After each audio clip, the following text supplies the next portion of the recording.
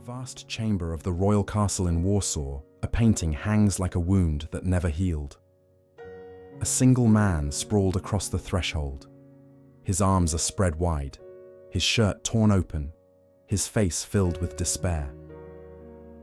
This isn't a martyr, it's a patriot.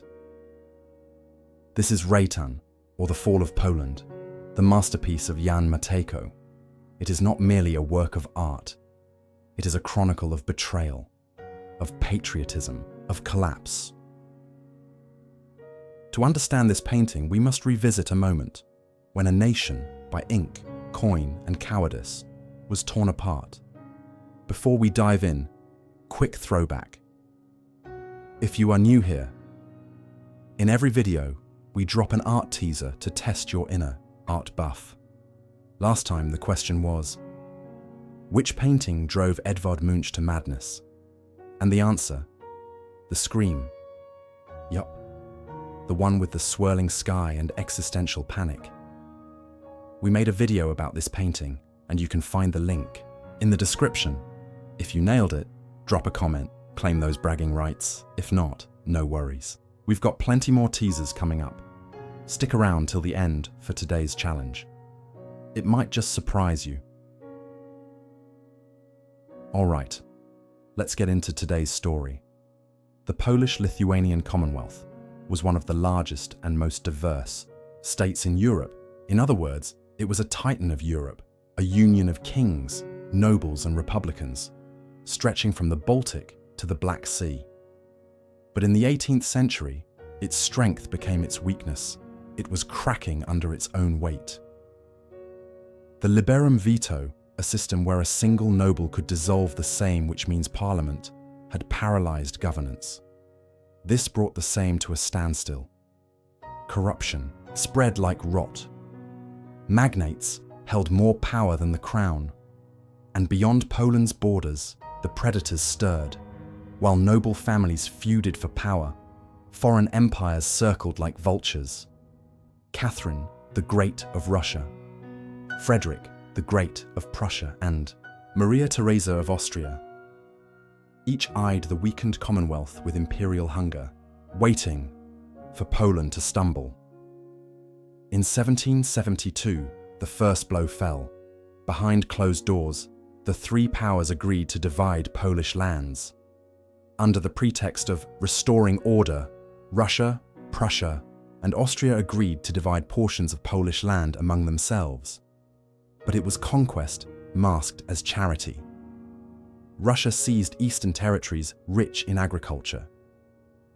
Prussia took Royal Prussia, slicing Poland off from the Baltic Sea. Austria claimed Galicia in the south.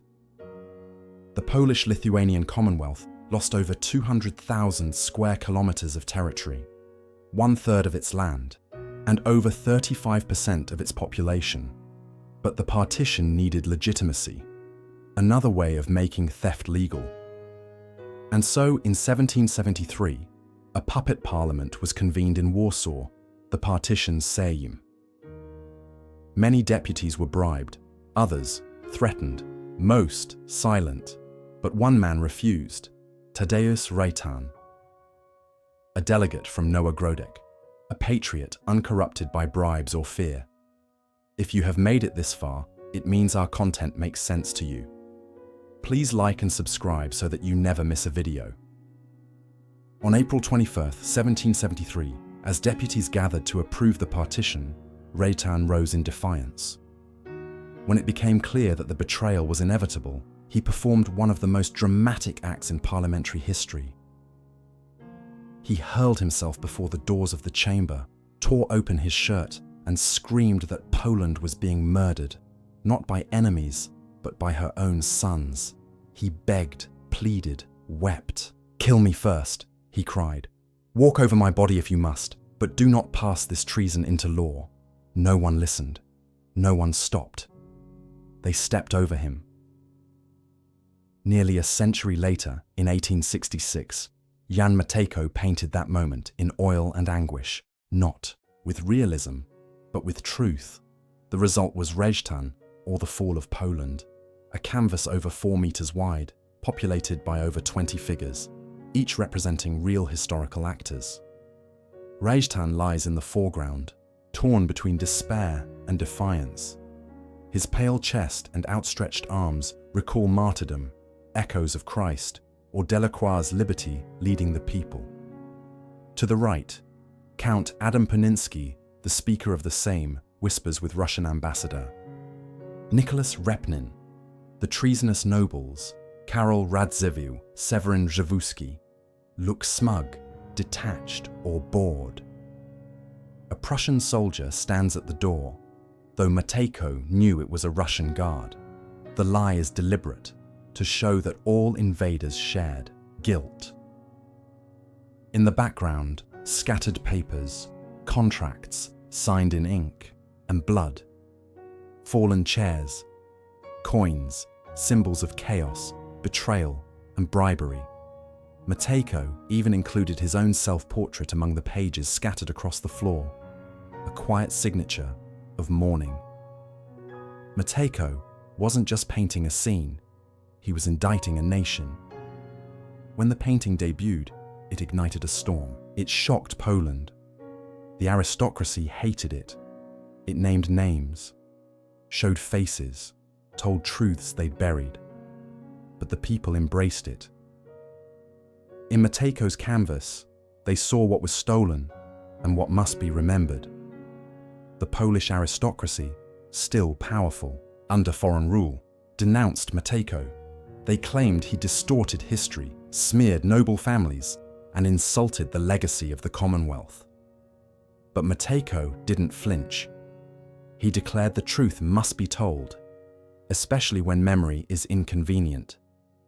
In 1867, the painting won a gold medal at the Paris World's Fair. Ironically, it was purchased by Emperor Franz Joseph I of Austria.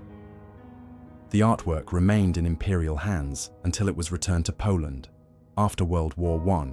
Today, it hangs in the royal castle in Warsaw, returned to the people who understand its pain.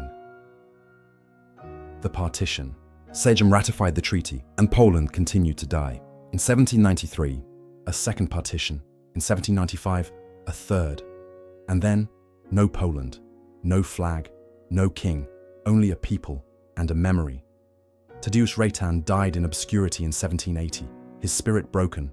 Some say madness took him, but perhaps it was simply grief. But history has a way of circling back. Poland would rise again.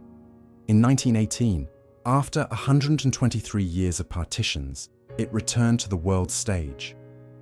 Rejtan's name was remembered in the streets. Matejko's painting became a patriotic icon, studied by schoolchildren, debated by scholars, revered by rebels. And the lesson remains: nations don't fall overnight. They fall vote by vote, coin by coin, silence by silence. And Rejtan, he became more than a man. He became a question. When your country is betrayed, do you stay silent or do you throw yourself at the door? Rejtan, or the Fall of Poland, is more than paint. It is a warning, a message passed down in brushstrokes for those willing to remember. What is the name of this masterpiece that was painted in 4 years and it's now hidden in the world's most famous chapel? Please leave your answer in the comment section, and don't forget to like and subscribe if you enjoyed the video. Thank you, and see you in the next video.